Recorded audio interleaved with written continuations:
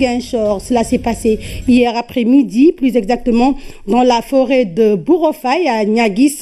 13 jeunes, tous des civils, ont été tués et 7 autres, dont un dans une situation grave. Le chef de l'État, aussitôt informé de cette situation, a réuni le Conseil de sécurité nationale et a qualifié cet acte armé de barbare. Le gouvernement a sorti un communiqué pour condamner cette attaque meurtrière. La synthèse de ce communiqué avec Dahaba. Hier à Niaguis, dans le département de Ziguinchor, sur les coups de 16h30, plus exactement dans la forêt de Bourofay, s'est soldé par 13 morts, des jeunes hommes, tous des civils. Les 10 ont été tués par balle, les 2 autres par arme blanche et un brûlé. Il ressort du décompte des blessés de cette attaque armée à Bourofay hier samedi, 7 dont un dans une situation grave. Le communiqué du gouvernement condamne cet acte d'une rare violence et parle même de barbarie. Le chef de l'État, informé de la situation, a réuni tard dans la soirée le Conseil national de sécurité pour une évaluation de la situation. Les premières mesures de cette rencontre du Conseil national de sécurité, des instructions ont été données aux forces de défense et de sécurité dans la zone pour retrouver les auteurs de cet acte que le Conseil a qualifié de criminel pour ensuite les traduire en justice. Une forte délégation gouvernementale a été dépêchée tôt ce matin à Ziguinchor. Au-delà des condoléances de la nation qu'elle va présenter aux familles des victimes, elle va procéder sur place à une nouvelle évaluation de la situation. Et le gouvernement, dans ce communiqué, appelle les populations de la Casamance à rester calmes, à ne pas céder à la panique et réitère son engagement à faire respecter l'ordre et à assurer la sécurité des populations sur toute l'étendue du territoire national. Vous l'avez entendu dans le communiqué, une délégation gouvernementale est sur place. Le ministre de l'Intérieur y est également pour présenter les condoléances du chef de l'État aux familles des victimes. Ali Ngouille Ndiaye s'est ensuite rendu au chevet des blessés à l'hôpital. Bachirba est en ligne pour nous faire le point sur cette attaque meurtrière. Bachirba, bonjour. Bonjour Fanta Badji. Voilà, Bachir, est-ce que vous pouvez nous dire ce qui s'est réellement passé? Effectivement, hier matin, des jeunes habitants des quartiers périphériques de Ziguinchor s'étaient rendus dans la forêt proche pour chercher du bois.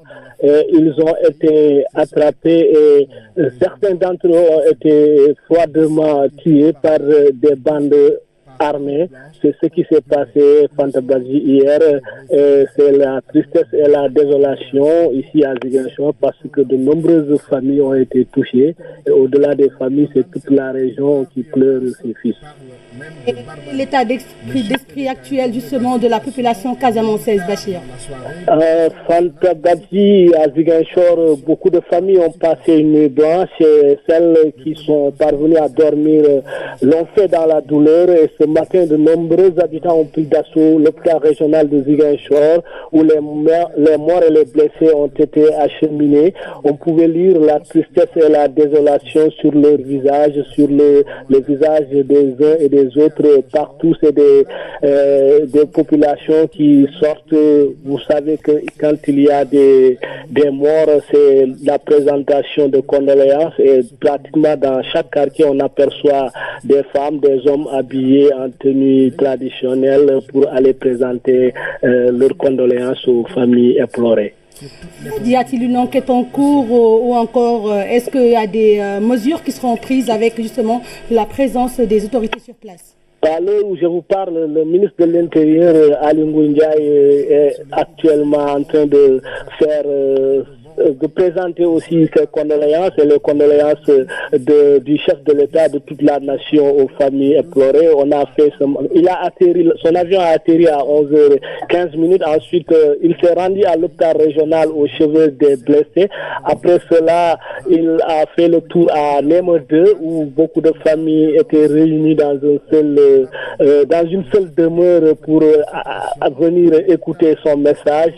Après Nemo 2, il est venu au quartier de Kandiala et là, il a rappelé un peu que le chef de l'État travaille pour la paix et récemment, lors de son discours à la nation à la veille du Nouvel An, il avait réitéré les efforts qu'il est en train de faire pour que la paix revienne et Aly Ngouille Ndiaye de dire que cet acte qu'il qualifie de barbare et de vraiment ignoble ne sera pas un frein à cette paix tant recherchée. Mais aussi, il a rappelé que les autorités vont faire tout le nécessaire pour traquer, attraper et poursuivre ceux qui sont les auteurs de ces actes, de cet acte ignoble.